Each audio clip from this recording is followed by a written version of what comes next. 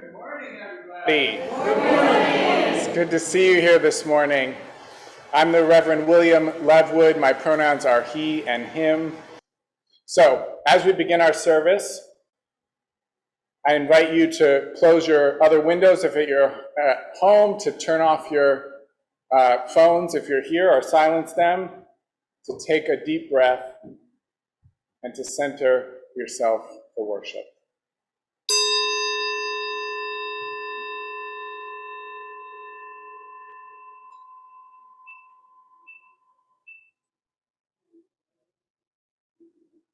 We begin by calling forth and honoring the people who made each of us, our biological and spiritual ancestors, teachers, and guides. We call forth those who imagined and made this congregation possible, people like Mo Moser, who we honored yesterday, and those who have sustained this congregation up to this present day. We open in welcome to the ancestral people of this land, acknowledging that our church, like all of Burke, rests on the unceded territory of the Manahoac tribe of the Great Sioux Nation. We seek healing and the realization of justice with the people of this land, who live on in their descendants, the present-day members of the Monacan Indian Nation, the Patawomic Indian Tribe of Virginia, and the Piscataway Indian Nation. We honor the ancestors as we move toward healing, so that all together shall one day know full justice. Please rise in body or in spirit for our chalice lighting this morning. We're going to say the words together. It's the Church of the Open Mind, the Loving Heart, and the Helping Hands. So as we light our chalice, the symbol of our Unitarian Universalism, please recite with me. This is the Church of the Open Mind.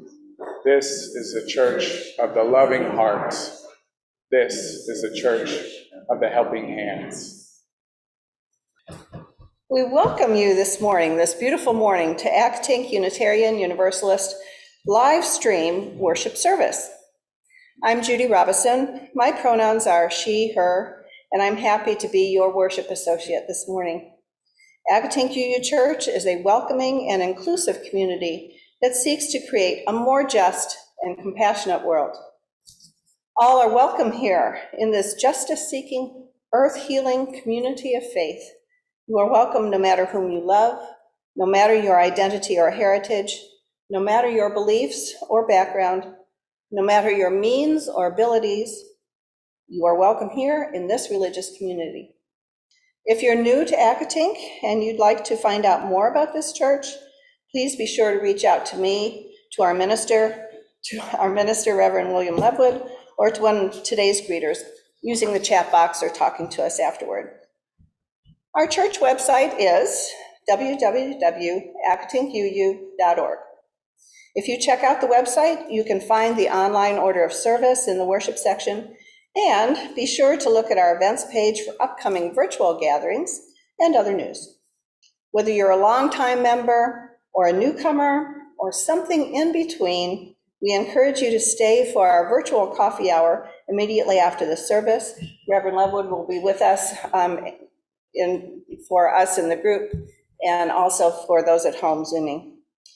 We're so delighted that you decided to join us today. Be sure to stay for the virtual coffee hour afterward.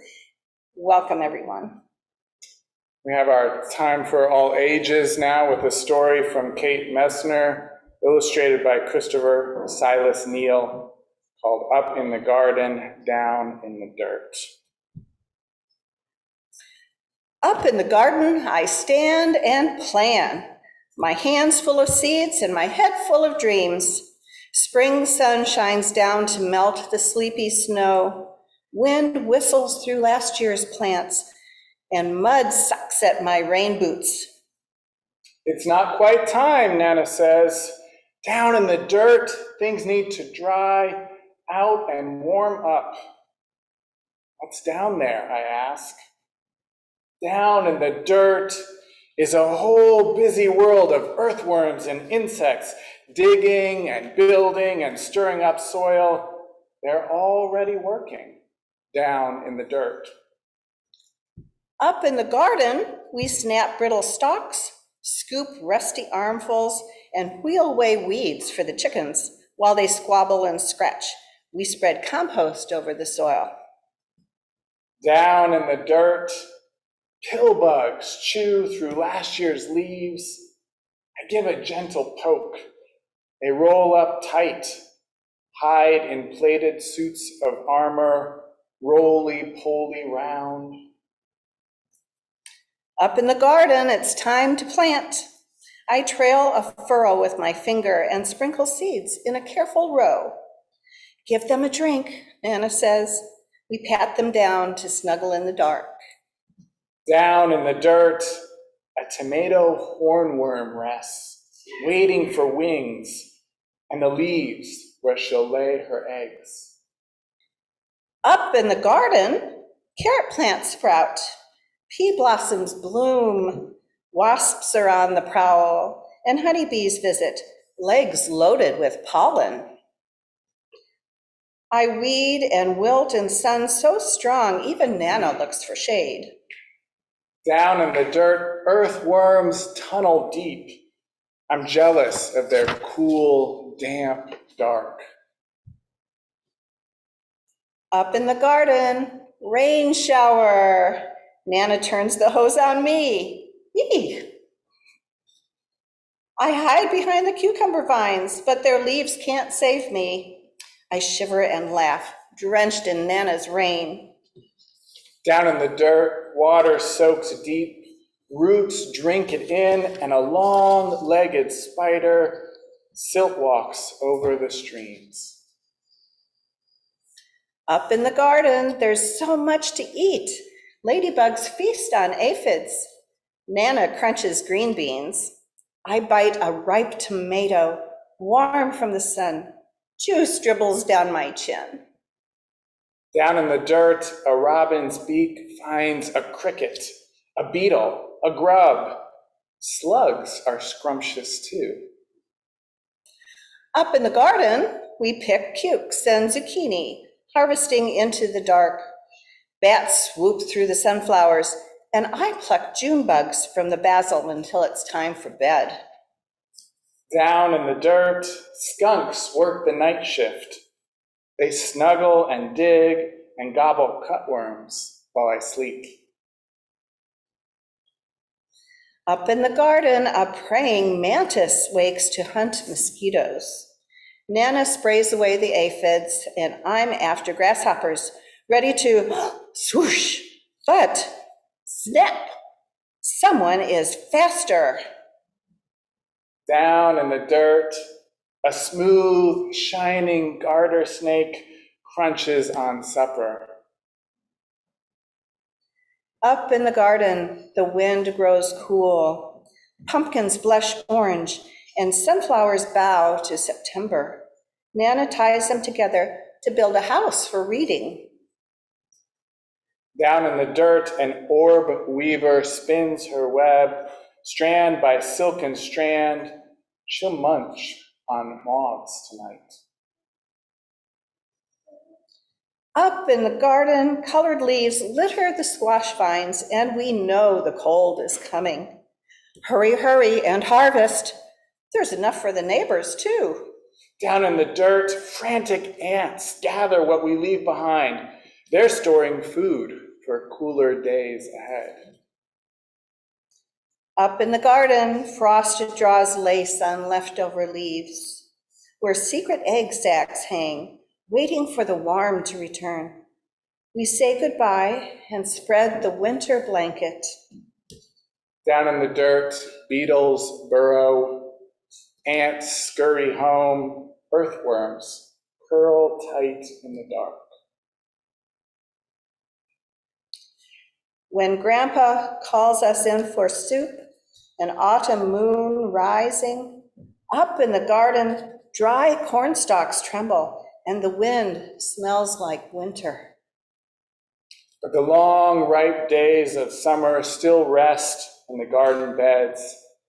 The ladybugs and bumblebees, earthworms and ants are hunkered down, hiding, biding their time. dreaming of sunshine and blossoms and sprouts. Under the bare arms of trees and the blanketing snow, a whole new garden sleeps down in the dirt. Our reading this morning is from Robin Wall Kimmerer's book, Braiding Sweetgrass: Indigenous Wisdom, Scientific Knowledge, and the Teaching of Plants. The author of this reading is an enrolled member of the Citizen Potawatomi Nation. She is a distinguished teaching professor of environmental biology at the State University of New York College of Environmental Sciences and Forestry, and she's the director of the Center for Native Peoples and the Environment. In these roles, Kimmerer works with both the indigenous wisdom of her people and the scientific wisdom to lead others to care for the earth. In this book, she writes, "People often ask me one thing I would recommend to restore relationship between land and people. My answer is almost always plant a garden. It's good for the health of the earth, and it's good for the health of people. A garden is a nursery for nurturing connection, the soil for cultivation of practical reverence, and its power goes far beyond the garden gate. Once you develop a relationship with a little patch of earth, it becomes a seed itself. Something essential happens in a vegetable garden. It's a place where if you can't say, 'I love you,' out loud, you can say it in seeds, and the land will reciprocate in beans." I invite you to continue in a grounding meditation, a down in the dirt meditation. You can close your eyes or keep them open, breathing in, breathing out, feeling your feet on the ground, bringing to mind all that is happening under your feet, under our feet, all over the world. Imagine that rich, robust, fertile soil alive with creatures of all kinds, with beings of all kinds. Drink in the hope that lives under our feet, just as the plants drink up the water that sustains their life and sustains our life as well. Breathing in and breathing out, remember that this earth is so much bigger than us, that we can rest upon the earth. Imagine also your soul, your psyche, your spirit, your body is a dirt place. Philosopher David Abrams suggests that the past lives within our bodies. So look inside yourself and ask, what's down in that dirt? What life is stirring there, making the soil rich and fertile right now without you having to do anything?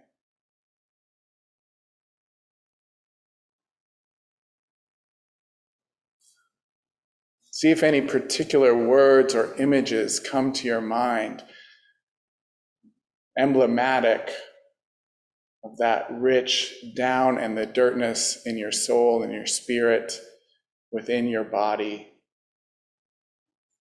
Know that you can drink in those waters as well.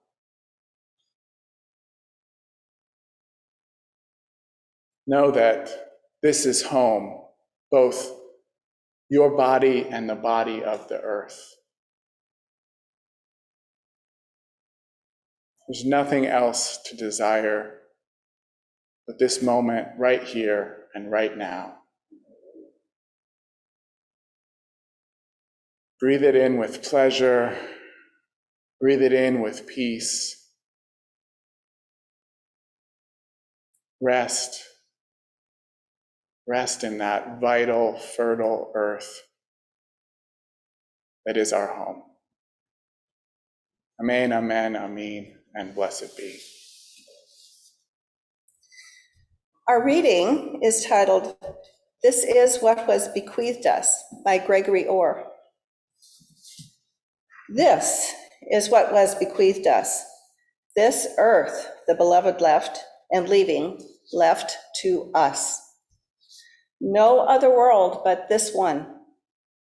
Willows and the river, and the factory with its black smokestacks. No other shore, only this bank on which the living gather. No meaning but what we find here. No purpose but what we make. That and the beloved's clear instructions turn me into song, sing me awake. Turn me into song, sing me awake. I love that line. Earth is our home, our only home. As the poem we just heard says, no other world but this one. The earth is our home, and yet in so many ways we treat it like a house, which is to say a collection of objects, inanimate. That means not alive. That means here for our use. We treat earth like a house, with walls and floors, with modern conveniences like refrigerators and air conditioning, hot water and electricity. We fill it with objects, tables and chairs, couches, beds. We treat earth like a house, but it's not a house. It's not a house, and we are not builders. Earth is a garden, and we'd be better to imagine ourselves as gardeners. Because you see, earth is alive, is animate. Earth is fish and ferns, mushrooms and melons. Earth is lions and tigers and bears, oh my. Even the inanimate earth was once and will be again animate. Bodies decaying to become soil, rocks eroding to become soil, water flowing through living bodies, air flowing through living bodies, sunlight taken into living bodies. This is what was bequeathed us, the poet tells us. Willows and the river and the factory with its black smokestacks. This is what was bequeathed us, the poet tells us. This earth the beloved left, and leaving, left to us. No other shore, only this bank on which the living gather. Only this bank on which the living gather. No meaning but what we find here, no purpose but what we make. That and the beloved's clear instructions turn me into song, sing me awake. Earth is not a house, and we are not builders. Earth is a garden, and we are called to be gardeners. This is how we make the house a home. This is how we turn earth into song, how we sing earth awake. Earth is alive, and there is a fundamental difference in how we treat what is alive and what is not. A fundamental difference between carrying a box and carrying a baby. Unitarian Universalist theologians have even proposed that treating beings like things, subjects like objects, may be the very root of evil in the world. Robin Wall Kimmerer says that when people ask her what one thing they can do to restore relationship between land and people, she says, plant a garden. Because she tells us a garden is a nursery for nurturing connection. A nursery for nurturing connection. Earth is alive, and to treat Earth like a garden is to nurture connections with other living beings. Inanimate objects can be used and controlled. Animate subjects, living beings, are to be known, respected, and partnered with. Recently, a proposal was brought to your board for the creation of a food garden on your campus. And it's still being considered. It hasn't been decided yet whether we'll do that. The proposal would cost some money. It would call forth some volunteer hours. It would keep calling forth volunteer hours over the years. The proposal comes from your Green Sanctuary Committee, and it's supported by your Buildings and Grounds leadership. So I want to invite you to think about what a food garden would ask from this community and what it would call forth. Right from the beginning, while calling for some actions, for planning, for money, for labor, a food garden also cultivates humility and a relinquishing of control. We find this truth in our story for all ages, which begins, "Up in the garden I stand and plan, my hands full of seeds, my head full of dreams. But Nana says, it's not quite time. Down in the dirt, things need to dry out and warm up. Down in the dirt is a whole busy world of earthworms and insects.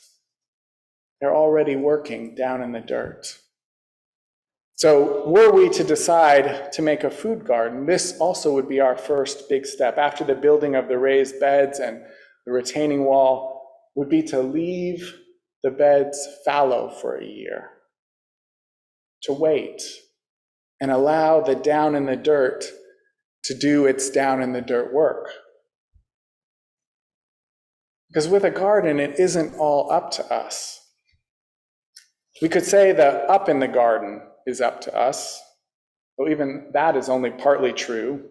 True that we can plan and dream, that we can plant what needs sunlight where sunlight shines and what need shade beneath an awning or a tree, that we can lay down compost to enrich the soil, as also happened in our story for all ages. When it's time to plant, we can trail a furrow with a finger and sprinkle the seeds in a careful row. But so much of a garden isn't up to us, has a life of its own. Our work is to nurture connections with that life. In the same way, we can learn and respect earth, learn the earth, respect what we learn about the earth and all the beings of the earth, learning their natures, respecting their natures, and then partnering with who they are as living beings. And in that way, gardening itself becomes our teacher to how to relate to the earth, our teacher for how to relate to each other, our teacher even for how to relate to ourselves. I invite you to ask yourself, in what ways can you let yourself lay fallow? To rest your up in the garden life so that your down in the dirt life can do its work, so that your life's soil remains rich and fertile. And we can learn from gardening how to relate to each other as well. Our very own religious education guru from the past, Sophia Lyons-Faz, uses the image of a garden of children being like flowers that we learn the nature of and that we help to grow, not vessels that we pour information into, but living beings that already are alive and vital and need us just to support them, to water them, to give them sunlight. This is true in all our relationships, whether it's with children or other adults or the very world around us. What would it be to offer the equivalent of direct sun to those people who thrive on that? Or to provide the equivalent of shade for those of us who need that?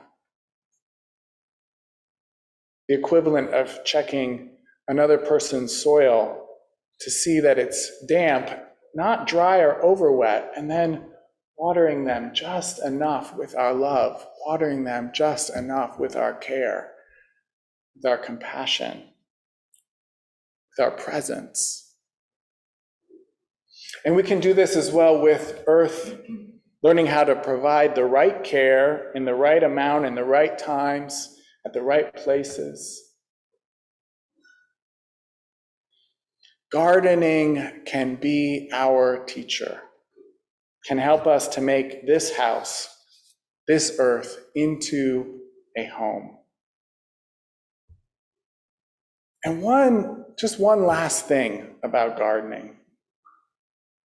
Since a garden is alive, it has a future. Remember, I mentioned that if we make a food garden, it won't just require our time in the beginning. It will continue to give back to us, but also to ask us to reciprocate. Since a garden is alive, it has a future and reminds us that we have a future, calls us into the flow of time, calls us to honor and respect the past, which has given us the soil, the habitat of the present. And in the present, gardening calls us to act for the future on behalf of those who will come after us, for the transformative process that is growth and decay. Decay that makes the soil for growth, and growth that will become the decay that future growth will depend on, and on and on.